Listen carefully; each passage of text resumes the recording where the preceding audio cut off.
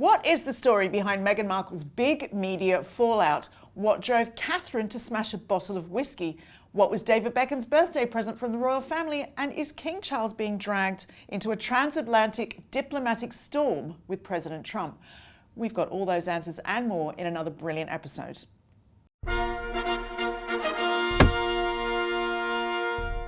Hello and welcome to Palace Confidential. I'm Jo Elvin, and on today's panel is the Daily Mail's royal editor, Rebecca English, and the paper's diary editor, Richard Eden. Welcome to you both. We're getting so close now to that 450,000 subscriber mark. So if you don't already, and really there's no excuse not to, please do click that subscribe button to the Daily Mail Royals YouTube channel. It's free and it ensures that you never miss another episode, including a special new royal series called Acting Royal, which starts next week. So let's get to my panel now.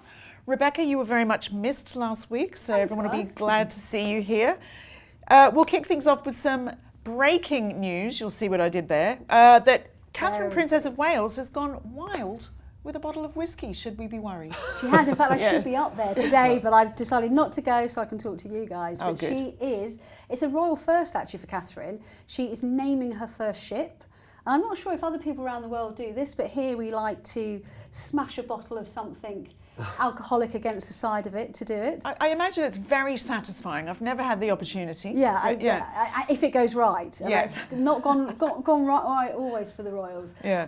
And because she's in Scotland, it's going to be a bottle of whisky. So she's naming HMS Glasgow, which is a new submarine frigate.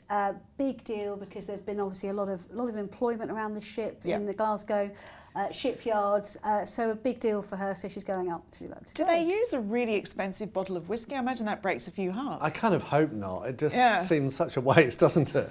Well, it's a specific kind of whisky that money will be going to one of her charities from the whisky being sold. Oh, so nice. there's a nice touch to it. Oh, we love that. Well, Richard, it is great, isn't it, that she's able to get out and about and do these relatively longer trips? Yes, I mean, this comes just a few weeks after her trip with Prince William to the Isle of Mull, wasn't it? And you were with them. Oh, Rebecca remembers.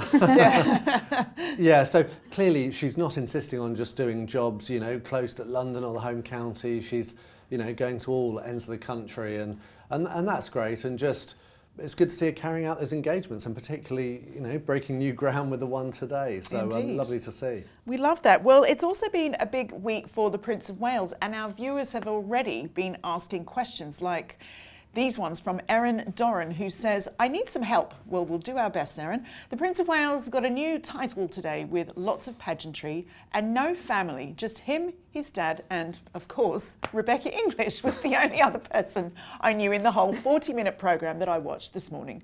How big of a title is this? What does it actually mean due to the fact I did not see the Queen, I did not see the Princess of Wales, I did not see his children. So is this just an honorary thing, or is this actually a really big title? I'm sorry, I'm from America. I love that, bless you. And I'm trying to learn this information because I find it fascinating. Thank you. There is no need to apologise, Erin, and Rebecca is here to help. Rebecca, shall I just nip out and have a cup of coffee while you answer all of those questions? There's a lot of questions to answer, and I presume Erin is talking about the Order of the Bath. Which I think so, yes. Yeah. It's just such a great title, isn't it? Yeah. I think it's so intriguing. Well, I shall explain why it's so intriguing. So there was a big ceremony at Westminster Abbey on Friday, and yes, she was there, and I don't know what programme she spotted me on because I didn't think it was being televised, but I decided to go along because it was a very special one this year. It was the 300th anniversary of the Order of the Bath, which was set up by King George I in 1725, if I've got my maths right.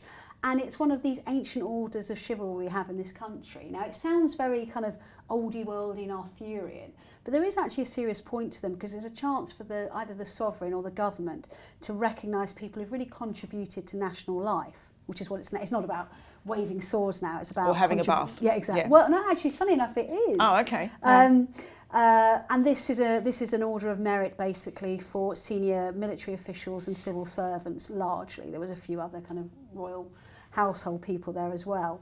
And so it's named after the ceremony that knights in the Middle Ages would have to go through before they could take on knighthood, which is purification, which is having a bath, which is why it's the Order of the Bath. So there's logic to the name.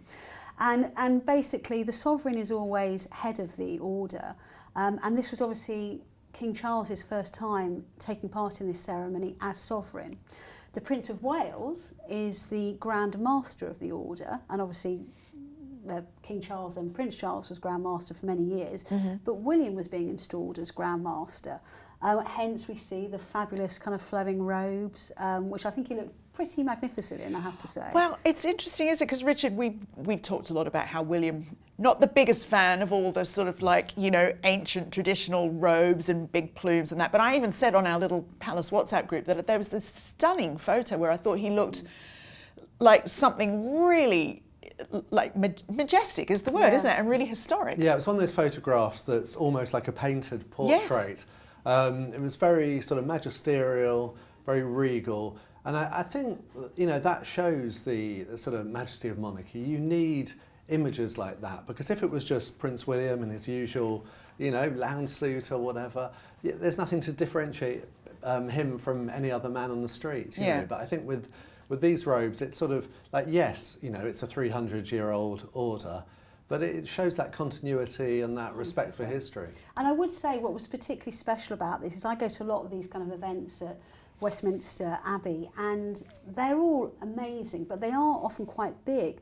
The Order of the Bath wasn't. It's quite a small congregation there, and it felt really special and really personal. And the actual installation ceremony takes part in a private part of the Abbey, but we could see it on screens for the first time. I don't think that bit was actually broadcast, and you saw this incredible little gestures between the King and William, and you could see how proud the King was that he was following in his footsteps. And at one point William has to kind of unsheath a sword, hold it up like that, sheath it again, hold it up, sheath it again. It was really, really special. Like Saturday Night Fever. Well, I think when I do it, it does, but when he did it, it looked a bit more kingly. I thought you were going to say that in this private bit of the ceremony he had a bath, but no. But speaking of it being small, you know, Erin asked the question, why wasn't the Princess of Wales there? Why weren't his children there? Is there any particular Well, it was a school day, so the children wouldn't have been there literally. A very pedestrian reason. And I presume that because the princess had other things to do, she does turn up to the odd thing, like the Order of the Garter will often see her there.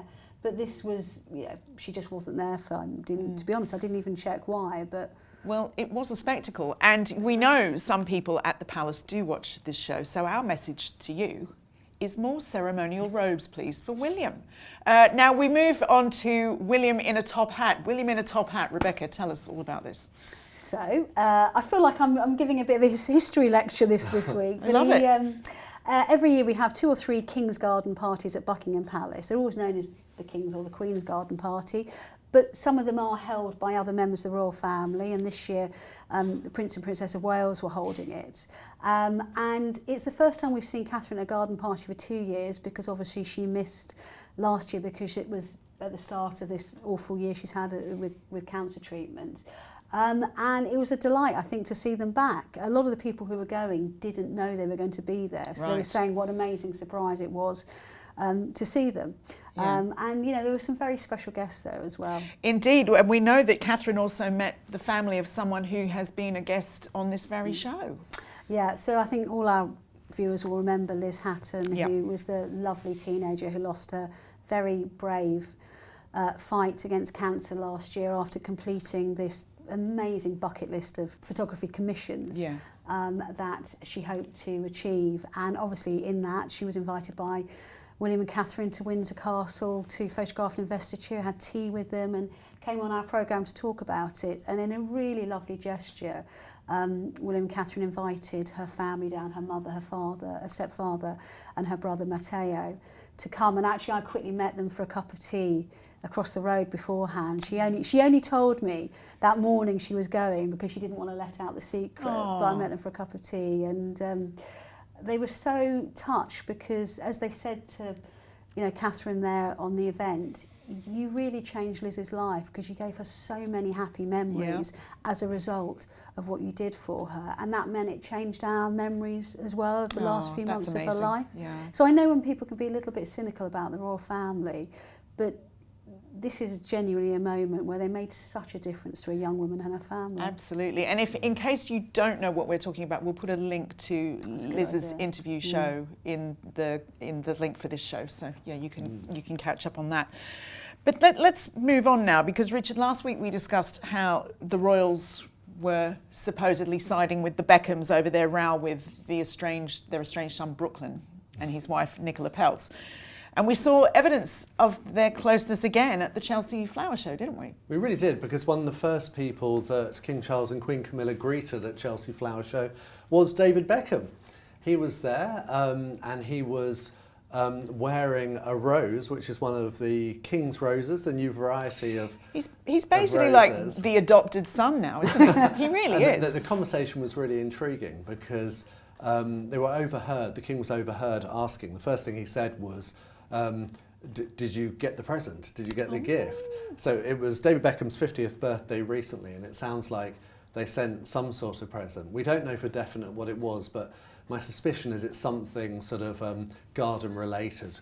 Perhaps a rose plant so that he can grow his own of the King's roses, perhaps. Oh, that sounds very likely, doesn't it? Yeah, but they definitely seem to have bonded over gardening, and he's now an ambassador for the King's Trust. Yeah. The King's Foundation, sorry.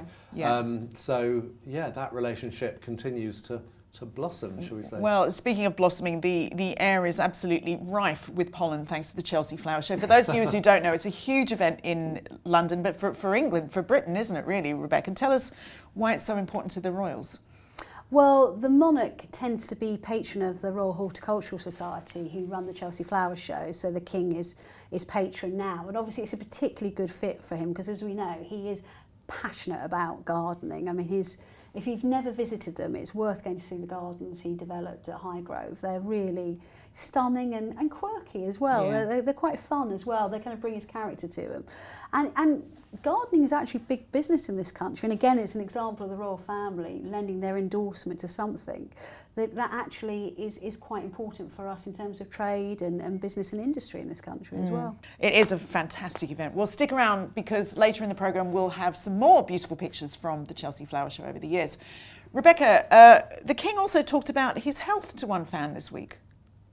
Yeah, that last week we were up in Bradford, and during a walkabout, the King spoke to another cancer patient who said to him, how are you, how you're doing? And he actually said, I think I'm now on the better side of my cancer journey. Wow. Which I think's great news. It's what, if you watch regular viewers of Palace Confidential, which is why you should always watch our programme, we've been saying that for a while, that, you know, it is a positive journey for him. I mean, it would be nice to be able to hear he's in remission, but these journeys are very individual, very personal and very complex, and there can be lots of twists and turns. Yeah. But I think it was really positive to hear that coming out of his own mouth. And it sounds he's optimistic as well, which is important. Yes, absolutely. And feeling you can voice it, I think is really important. But Richard, he's healthier and wealthier. I think you must be referring to an annual event, which is the Sunday Times Rich List. Yes. This is a sort of list of the richest people in Britain, but I have to sort of note of caution, without casting aspersions at all, it is made up of guesswork. Like, no one really knows. Well, some rich people contact them wanting to be in this list, yeah. And others do not want to be in it. So there are lots of rich people who are not even in it. But anyway, the line about King Charles was that his private wealth has increased by, they claim, about £30 million over the course of the year. And this seems to be due to sort of private investments, they said. And this makes him richer than his mother, Queen Elizabeth, ever was. Wow. But, you know, it's not clear whether that's true. And if it is, it's likely to be just a reflection of rising property values, which affects anyone who owns property in Britain. I mean, even speculative stories about it might attract some less than positive headlines, you would have thought. Yeah, I mean, obviously, if you want to say the royal family are very rich, which they are, and then there's the discussion about private wealth and money they receive from taxpayers, from the state, which is a sort of separate question. Indeed. Well, Rebecca, he can't really do much about how much he is funded, though, can he? Well, yeah, and this is important to note that this rich list inclusion is on his private wealth, so it's money he's inherited from various family members over the years, because, again, it's a topic of debate in this country that the royal family aren't subject to inheritance tax like, you know, the man on the street is. And it also includes their private estates like Sandringham, Balmoral, places like that, which yes, do make them a very, a wealthy and privileged person. But of course, would they ever sell them? Probably not. Yeah. And this is very separate from the funding, which I can imagine we'll speak a lot more about in a couple of weeks' time, because we have probably one of my worst days of the year, which is the annual review, which means we go through all their finances with a fine-tooth comb. And I'll be honest, maths is not my strongest suit. I much prefer creative things like that. But you get a chance to see how much they're publicly funded and what they spend that money on, and that is very different from what's included in the rich list. Okay. But any discussion of the royal family's wealth in any way will prompt strong opinion. And it leads to a column like yours today that you've written for Mail Plus, doesn't it, Richard? Oh, sort of, a bit. I mean, the context for this is that Prince William, like his father, has always favoured sort of slimmed down monarchy as the future. And what that looks like being now, really, is just William and Katherine and their children. Right. But sort of how on earth could they then justify all the wealth and all the palaces and everything for just that one sort of nuclear family? And from what I'm hearing is that Prince William is starting to see the value of his cousins and what they could in the long term give. Yeah. Obviously we've got the example of Queen Elizabeth, who was supported throughout her reign by her cousins such as Duke of Kent, Duke of Gloucester. And the ones I'm writing about this week is Princess Beatrice and Eugenie, who, they're doing more and more their private duties really in terms of charitable work, but they're doing some really good work, and I think Prince William and his father are noticing this and appreciating it. This week we saw Princess Eugenie at the garden party that Prince and Princess of Wales hosted, and we saw them at that last year. Zara Tindall as well. Yeah, exactly. Yes. And so I think also, we might be able to expect some future announcements. So I think it's an exciting time for them. It is interesting because, Rebecca, if the royal family is shrinking, if they do continue in that vein, there'll be more discussions, won't there, around how much funding they receive and how many homes and palaces they have, and is that realistic for them to keep and maintain those? Yeah, I mean, again, we need to differentiate between what they have as a public figure and what they have privately as just a very lucky member of society. But again, it will prompt it. I mean, they do have a lot of properties. I mean, now we've got the King, we've got Buckingham Palace, and we've got Windsor, and we've got Clarence House. Now, they're all official residences. But he also still has Highgrove, which he funds privately, Sandringham, private estate. Got Balmoral, which is a private estate. They've got Burke Hall, which is the Queen Mother's house, and another estate up in Scotland. That's actually a lot of money for him to find every year in terms of upkeep of these private. I heard he's got private it. Homes. Yeah, well, but again, that figure is based on what he actually owns as opposed to cold hard cash. Yes, now, while I wouldn't put them in our bracket, one thing I always hear from royal advisors is they are wealthy in terms of property and what they own. They're not a particularly cash-rich family, which is why you'd see the Queen, counting her pennies, turning off the light bulbs. The late Queen, I'm talking about, having her cereals and Tupperware boxes at breakfast. They're quite parsimonious in that way as well. I mean, I'm not asking for a pity party. Yeah, no, but I know I'm just what you mean. saying sometimes it's a little bit smoke and mirrors. Yeah, it's interesting. Well, let's have a look at some more of your comments from last week's show now. When we discussed William's discomfort with some of the older royal traditions and outfits, many of you wrote in to say how important they were, like Escobar Hippos, who said, "I'm with Richard. I and most Brits love the traditional monarchy. Don't change a thing about the royal robes. If you keep denigrating and chipping away at tradition, they'll eventually end up like everybody else. And then what would be the point of even having a royal family?" Well, I think that echoes a point you make quite a lot, isn't it, Richard? Lots of you liked our montage to mark the birthday of Zara Tindall, like Flower of Scotland, who wrote, "Loved the montage. Watching Zara grow up has been delightful through the years. She's such a mini-me where mum is concerned and truly a go-getter in life. Love how she loves life and her entire family." Oh. And on the subject of garden parties, we had this from Jay. "Hello, love the programme." Well, thank you very much. The garden party on the 20th, did anyone notice? Not only did Princess Katherine wear the same colour to Harry's wedding, but she wore the same hat. Do you think this might be a happy anniversary wish to Harry?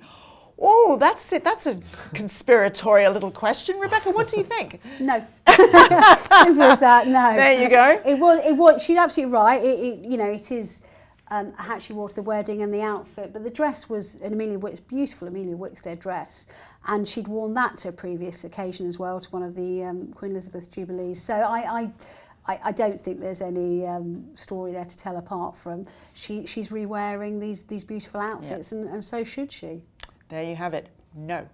Please do keep those comments coming in though.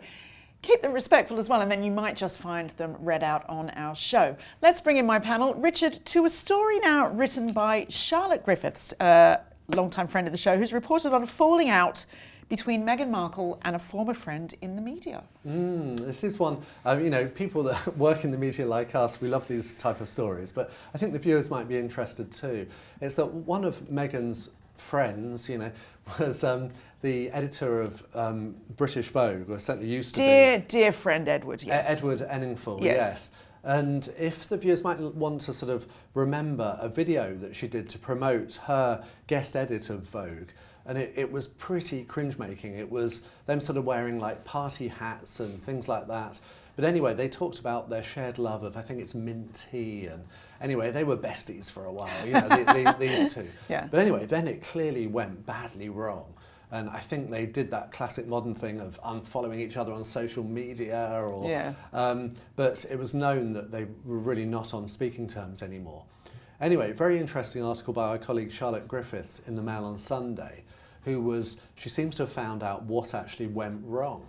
And what it was that Meghan was hoping that he was going to that Enninful would run in Vogue a big number on their charitable works. This is going back, I think it's 2022, I think, yeah. Yeah, so it's back a long way. And she was hoping there'd be a special, and it was to coincide with Meghan's appearance at the One Young World Summit. And I think she hoped for a cover of Vogue as well as big spread online and in the magazine. But it didn't happen. And I think the problem was that he'd already designated a cover it was the great former supermodel Linda Evangelista. Yeah. It was a really striking cover, and presumably they'd been negotiating for ages. And Meghan was so disappointed that it sounds like she threw her toys out of the pram and never spoke to Edward again. But I mean, I'd love to hear your view. You're a former magazine editor yourself. Yes, well, the thing, I was asked to write about this for another newspaper this week, and it's, I haven't ever had the weird privilege of turning away royalty on my magazine cover. That's a whole rarefied Vogue world that I know not of. But I've definitely been in the situation so many times when you've got 3 celebrities who want that cover, and they can only have that one because it's the only one that's promoting the thing at the time that they want it to be out, and you've already given it to somebody and you can't. People don't pay celebrities to be on magazine covers. I think that surprised a lot of people. But it's still just not cricket to, once you've said you can have the cover, Beyonce, to suddenly dump Beyonce because Meghan wants the cover. You just can't do it. So Edward Enninful would have had no choice. He would have been in a rock and a hard place. I think he probably, if it's true that then she decided that she didn't want to even be in the pages of Vogue, I think I can sympathise with him being pretty annoyed at having sort of probably at least a 10-page hole. Most celebrities understand that once that offer's been somewhere else, you're not going to get it. I have to say, it does seem, I mean, if this is true, then it does seem very self-defeating, because if they wanted publicity for their charitable works, surely you would welcome any publicity. I think that you and I, the 3 of us, know that if Meghan had been in Vogue with somebody else was on Vogue, there would have been reams of speculation worldwide about why she wasn't good enough for the cover. So I can imagine that going through her head as well. I suppose so, I hadn't considered that aspect of it. I think so. But on another note, the Sussexes do fall out with a lot of people, don't they?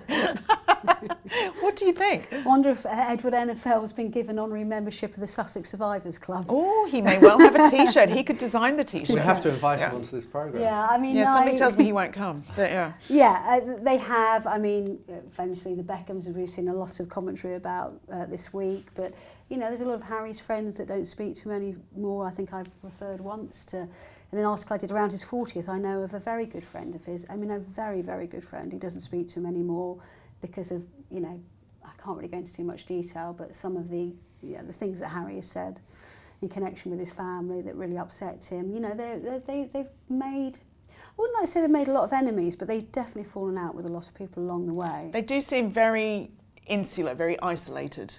Yes, exactly, and, Yeah. they have a very new circle of friends Yeah. in California who all seem to be largely people that Meghan's curated around her. And I know actually it wasn't about, I know a little bit of a story regarding Meghan and Vogue, not regarding Charlotte's story, but the piece that she did with Vogue when she did her first kind of big piece with them about, you know, voices and faces of change, which was a really powerful piece of work, and I think Well, it was resulted a huge in selling the issue for Vogue. fastest selling Yeah. issue of Vogue in its history, British Vogue, I think, in its history. Yeah. But I know she did a little bit of, I think you referred to it, behind the scenes video with Edward Enninful to publicise that. And at one point they were wearing kind of party hats and things like that. And I know that didn't go down very well in Palace circles. While they were very supportive It wasn't very regal, was it? Yeah, they were very supportive of her doing the project. They thought that was very powerful. It then kind of slipped into kind of quite silly celebrity territory, and I don't think they were that happy. I think dear. someone described it to me as giving them the ick in modern parlance. Interesting. Well, that's a fun fact. On to happier news. The Sussexes did celebrate their 7th wedding anniversary this week. God, that feels like 70 years, doesn't it? So much has changed. Congratulations to the Duke and Duchess. But Meghan marked it with a picture that had a lot of royal watchers talking, didn't it, Richard? Well, thanks to the Duchess of Sussex, I learnt a new phrase this week, which is mood board. How did you not know what a mood board was? I'm afraid I know what a notice board is, maybe Okay. a pin board, and you know, I'd do the same myself. You'd pin up sort of concert tickets and things that meant a lot to you when you were growing up. Yeah. But what Meghan did, which is something she used to do quite a lot of actually when she had that lifestyle blog, The Tig, is a mood board of all the moments with Harry and their children, or mainly just with Harry over the years to celebrate their anniversary. So there were lots of photographs we haven't seen before. And, you know, my goodness, some of these are, you know, really intimate. I mean, things like she put the ultrasound scan from the birth of Archie on there.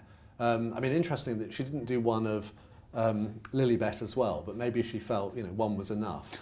But so we had that ultrasound. We had a picture of Meghan showing off her sort of naked bump when she was heavily pregnant, I think again with Archie. And I wonder, what's she going to do next year? We're going to have like pictures of them in bed together or something. I mean, this is getting... Richard. I mean, no, but I mean, this is the thing. This is the couple that... Is that what you're hoping for? I remember journalists writing about, you know, they were weeping when Harry and Meghan left Britain because they were being driven out by the media who, you know, they really just needed their privacy. They needed to get away from it all. And here we have her on social media to promote her brand, putting the most intimate pictures that other people would keep lovingly. You know, you might share an ultrasound with your close family, but, you know... It's interesting. Yeah. What did you spot in there, Rebecca? Well, I think I started the piece I wrote for the Mail about it with, you know, they are a famously private couple, but thank goodness Meghan broke the habit of a lifetime to share these pictures for her 7th wedding anniversary. And I was the same. Some of those photographs we've seen hints of in their Harry and Meghan documentary with Netflix, but you know, her argument has always been just because we have to, share one picture of our family, we shouldn't have to share everything, and if we do, it's on our own terms. And clearly, that's what she's making a point of doing, is saying, I'm sharing these with you because I have chosen to do it, not because you are expecting, you know, me as a member of the royal family to do it. But I don't think we'd ever see a member of the royal family. You know, with ultrasound pictures and with, you know, pictures of pregnancy bumps. When has that ever been demanded of the royal family? Well, this is an oft talked about point. Actually, what she claimed was going to be demanded of them would never be demanded of them in this day and age, and I don't think has ever been demanded of them. I mean, let's have some context here. I mean, just think back to Archie's birth, and this is the couple that they were so angry that they felt they had to give the names of the godparents of Archie.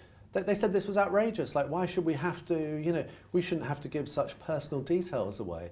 And here they are publishing their ultrasound scan. I mean, that's a real contrast. And they kept secret the fact that Archie, they put the palace staff in a very difficult position because they kept secret the fact that Archie had been born. and allowed the palace to put out a press release saying she's in hospital expecting the baby, basically. That was untrue. They put out a statement that was untrue. It put the palace staff, and one day I'll tell you the full story, but it put them in a really, really difficult position because they were effectively lying to the public. So one day she'll tell us the full story. Next week I'll have the wine on the table, and we will get to the bottom of this. But you're not going to tell us now, I'm not going to tell you now, no. But it's because I feel protective of the people who were involved in it, because I think professionally they were put in a really, really difficult position. So, you know, look, they are her pictures to share, should she so want to. But I think other people will be struck by what they feel is the hypocrisy of it. Lips will be pursed. Yes. Eyebrows will be raised. Yes. Well, but anyway, staying on the other side of the Atlantic for a moment, the King is due to visit Canada next week for a very special occasion. What can you tell us, Rebecca? A very special and very whirlwind visit. Big moment. Yes, it is. It's huge, actually. I mean, he had planned to visit Canada as the head of state last year, and obviously he had to cancel those plans because he was diagnosed with cancer, and a lot of other things were in the diary, so he hasn't been able to do it. And Canada, as our Canadian viewers will know, has been going through the election cycle, and he can't visit during that time in case it's considered to offer legitimacy to one side over the other. Yeah. So Mark Carney, the new Prime Minister, who the King actually helpfully knows because he obviously was head of the Bank of England in this country for many years, straight away, and I think it's quite interesting, straight away out the starting blocks, he said, will you come and open our Parliament? And I think it's only the third time they will have given a speech and opened Parliament.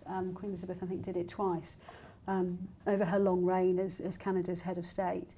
But he's going out there to do it. We're fitting in a few other engagements. There'll be some opportunities to meet the public, which I know our viewers who've actually been in contact with me are very excited about. Well, indeed. Look out for Rebecca if you're in Canada and following the royal tour. I'm travelling out with them, but we are literally out there, hitting the ground, doing some engagements on the Monday, the state opening on the Tuesday, and then there's another opportunity to meet the public.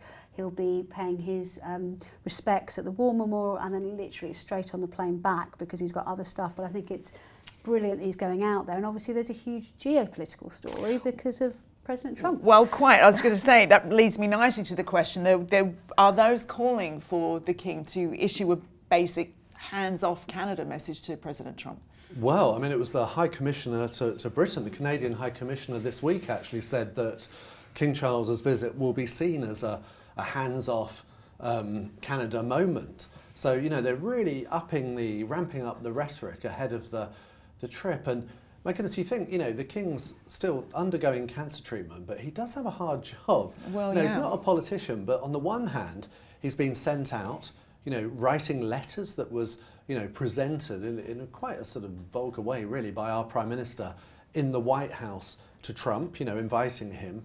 And so he's being used to sort of, I would say, to suck up to President Trump, frankly, to try to keep him on side, but at the same time, as to show Canada that they're valued and that the King's proud to be monarch of Canada. So he's got a really difficult diplomatic it is, isn't it? Because it's line. like, you know, our royal family is supposed to be apolitical, but this is an absolute diplomatic tightrope, isn't it? Yeah, I mean, ostensibly he is going there to do his duty as sovereign of Canada, but he is absolutely going to be trying to navigate a very difficult tightrope because obviously as a constitutional monarch, he can't say what he thinks. He can't, even the speech he gives in Parliament on the Tuesday will be written for him by the Canadian government, who obviously will be conscious of those sensibilities. But, you know, Palace sources have made clear to me he has done everything he can within that parameter to show his support for Canada by posting very regularly on social media, messages and videos and photographs showing his pride at holding that role. He made a point of going to visit Canada House this week, and I thought it was very significant that he and that Queen Camilla walked over this map on the floor of Canada and was shown various kind of proud historical sites on it. So it was really placing him there in that particular role. But of course, he's a very gracious man and he's a very good diplomat. And when it comes to host President Trump, not once but twice in the next year, he will do that as well. Do you think it will be seen, though, as a bit of a test for him, Richard? Well, it's kind of like everything's a test, isn't it, for the king? You know, he's relatively new monarch, and he's having to. It's challenges really. There's some things which Queen Elizabeth didn't face. This particular challenge, for example, the king, I would say, is doing very well so far in trying to keep everyone happy almost. Yeah. Well, let's see. Well, no doubt we'll be talking about that next week, and I can't wait to hear how you get on in Canada. Yes, I think my eyes would be like, I mean, literally, it's 48 hours. You'll be glowing. Well, you know, just buy us a Toblerone at the airport. Yes, please. Yes, buy us a present. Yeah, get me some maple syrup. We actually don't get to go through duty free on these flights. So here we go. Here we go. I know she's got the excuses in already. Well, look, on a lighter note, where King Charles is concerned, he was under the spotlight in Yorkshire last week as he watched a magic trick by one of my all-time favourites, the magician Dynamo. And it was a particularly lovely moment because it gives us a chance to revisit our occasional series, The King Looking at Our Rebecca. Here he is pointing at her. I mean, you know, we get our pleasures wherever we can, and we love seeing the king looking at Rebecca. What was he up to here? It was such a fun event. And by the way, before I forget, because if I tell you this story, then I'll forget.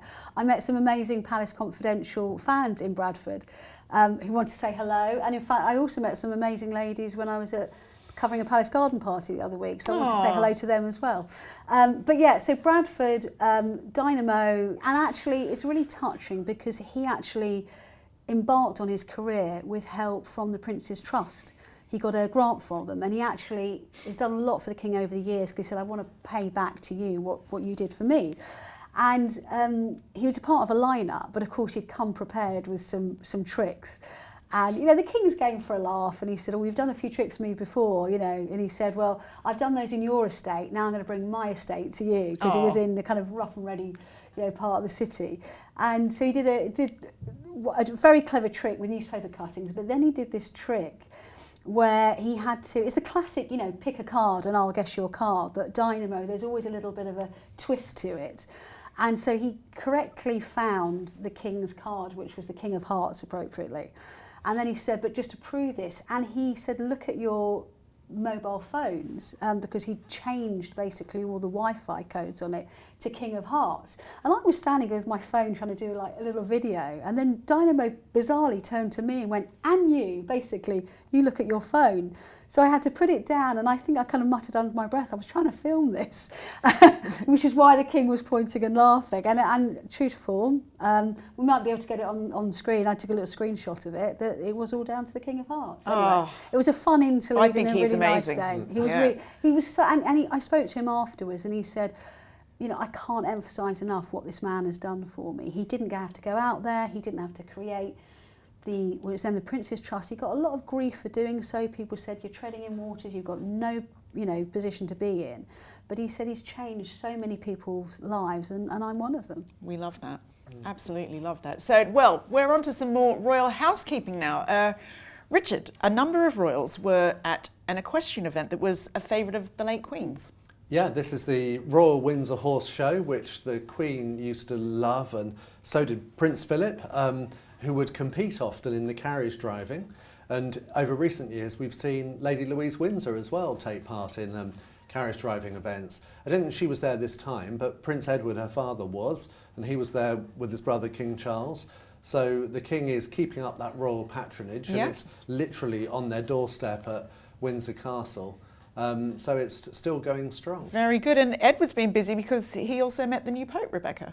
So he did. He represented the King when the Pope gave his first Mass, which was, I think, considered his first big official event as new Pope, so Pope Leo. And I think it was lovely to see him there on the international stage for us. Richard, the British royals wouldn't have had the same privileges as some of their European relations. I think you might be referring to what they wear, actually, which is a really interesting point. Now, it doesn't affect Prince Edward, but if Sophie had come with him, Duchess of Edinburgh, she would have worn black, just as most women did. But some members, some European royals, the women were allowed to wear white, because they were granted this thing called, I think it's privilege du blanc, which is for certain royal families, such as the Queen of Spain, for example, Letizia, we saw her wearing a beautiful white dress to greet the Pope. And there was Charlene of Monaco. There was lots of comment. People like, why is Letizia wearing white to see the Pope? But that's the reason. And it's only a handful of them. I think there's maybe about 7 royal women are allowed to. So it's a really interesting historical quirk again. It's fascinating, isn't it? I was introduced to Pope Benedict when I was out covering then the Prince of Wales and Duchess of Cornwall years ago, and they said, would you like to meet the Pope? And I had to wear all the full black and the veil. I've got a picture of it somewhere. Wow. The bottom of the drawer somewhere. But it was a really special moment, I have to say. You've got a lot of show and tell to bring to next week. Don't yeah, you? Indeed. Now, Edward and Sophie were also visiting some of the more remote parts of the British Isles as well, weren't they? They're up, Scotland, Isle of Jura, and they're going back up Scotland again. And I think, again, it shows you their growing role within the royal family, particularly since the passing of Queen Elizabeth, that, you know, the King also sees them as really trusted lieutenants, and he wants them to, you know, go out and do, you know, especially over the last year where he's been slightly constrained because of his cancer and the ongoing treatment. And he needs them to do that, what I call, well, they in the royal household call grip and grin, you know, the cutting the red ribbons, but the proper bread and butter stuff we expect of our monarchy. Yeah. But of course, did you hear that? Because it is time, indeed, to celebrate an actual unsung royal hero. Now, Rebecca, this week's hero is a recent arrival who goes about on 4 legs. Well, we all love our dogs here on this show, don't we? So, congratulations and welcome to the family. Molly, who we've now seen our first official picture, in fact, 2 official pictures of. What a lucky pup. When I asked the Queen about her the other day, and she said to me, she is so cute, but her kitchen chair legs are never going to be the same again because she is chewing everything, which I think is expected of puppies. And she's right, she is really cute, but she's got these really big ears. Oh. I think she's adorable. And am I right, she got it from Battersea Dogs? And this is what, again, I love about the Queen, because she does put her money where her mouth is. She's patron of Battersea Dogs and Cats Home, where my own family's rehomed about 4 dogs from over the years. You know, do brilliant work. And she said, look, when she sadly lost Beth last year, she did say, I think we'll replace them, and you know, it came up quicker than a litter came up quicker. Slightly parentage unknown with Molly, as I think we've seen, but that's what they love about her, and she's a really lovely addition to the family. And hopefully we might even see, because we saw a few years ago, we saw Christmas decorations, didn't we, of Beth and Bluebell, the Queen's dogs. My goodness. It might be quite nice to see Molly with those big ears on her Christmas decorations. And reindeer ears. And is the King as besotted, do we think? He loves his dogs. In fact, he really likes Jack Russells as well. He's owned a number of Jack Russells over the years, Tigger being the most famous one. But he's got a puppy as well now, Snuff, who is an Italian truffle hunting breed. And apparently the Queen gave him this puppy last year. Lovely. And actually at Chelsea this year, when we visited, they've got a special dog garden, and they've got the names of the King and Queen went to visit it, and they've got the names of their dogs inscribed in some of the bricks in the path. So, there is nothing better than dogs. 100%. Absolutely yeah, sorry guys, but nothing. Yeah. Now, Richard, we don't have the same familiar corgis that have been, you know, were the trademark of the Queen for so long, Queen Elizabeth. But pets still so important for the royal family, aren't they? It's funny, isn't it? Because often people sort of expected things to be very different with King Charles and Queen Camilla. They thought that, you know, they wouldn't share any of her interests, such as horse racing or, you know, the corgis. But in fact, we're seeing that dogs are playing an equally important part for the King and Queen, and they're also just as keen to keep up the equestrian side of things with the horse racing. So personally, for me, I like the fact that they are keeping up these great traditions that we associate with the monarch. Do William and Catherine have dogs? Yeah, they do. They have all of their spaniel who they got from James. Yep. They once had a hamster called Marvin. I'm sure Marvin's not with us because hamsters don't live very long, unfortunately. Marvin. And if they want any more, James Middleton has lots of dogs. Yeah, and actually on the horse racing, it's worth noting our racing correspondent contacted me at the weekend because he did a really interesting story. Because you're right, a lot of people thought once the late Queen died, they might wind down the racing operation. But Queen Camilla's a massive fan. She's really got the King involved to it. And they had the first runner in Ireland at the weekend ever wearing the King's colours. So did it win? I think it came second. Oh, not bad. Might have to check the article for that, Not but bad. I think so. Oh, look out for that one. Well, as discussed earlier, we saw the royals gathering at the Chelsea Flower Show this week, and it's always such a fun, colourful event that the family really love. So we thought we'd visit some of our favourite pictures of it over the years.